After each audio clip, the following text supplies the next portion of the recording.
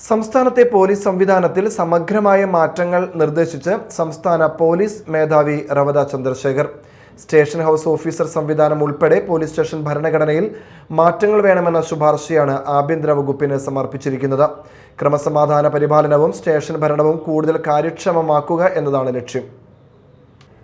സംസ്ഥാനത്തെ നിലവിലെ police station ഭരണ സംവിധാനത്തിൽ നിരവധി അപാകതകൾ ഉണ്ടെന്ന് ചൂണ്ടിക്കാട്ടിയാണ് DGP റവദ ചന്ദ്രശേഖർ പുതിയ ശുപാർശകൾ മുന്നോട്ട് വച്ചിരിക്കുന്നത്. സംസ്ഥാനത്തെ വലിയ 63 പോലീസ് സ്റ്റേഷനുകളിൽ മാത്രം ഇൻസ്പെക്ടർമാർ നേരിട്ട് സ്റ്റേഷൻ ഹൗസ് ഓഫീസർമാരായി പ്രവർത്തിച്ചാൽ മതിയെന്നാണ് പ്രധാന നിർദ്ദേശം.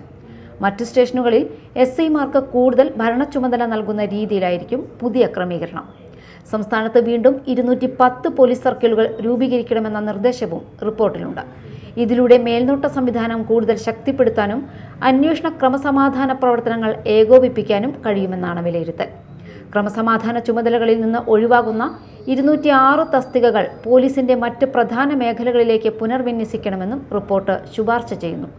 പോലീസ് സ്റ്റേഷനുകളുടെ പ്രവർത്തനം കൂടുതൽ കാര്യക്ഷമമാക്കുക, ഉദ്യോഗസ്ഥരുടെ ചുമതലകൾ വ്യക്തതയോടെ ക്രമീകരിക്കുക, പൊതുജനങ്ങൾക്ക് മെച്ചപ്പെട്ട സേവനം ഉറപ്പാക്കുക എന്നീ ലക്ഷ്യങ്ങളോടെയാണ് DGP ശുപാർശകൾ ആഭ്യന്തര വകുപ്പിന് കൈമാറിയിരിക്കുന്നത്.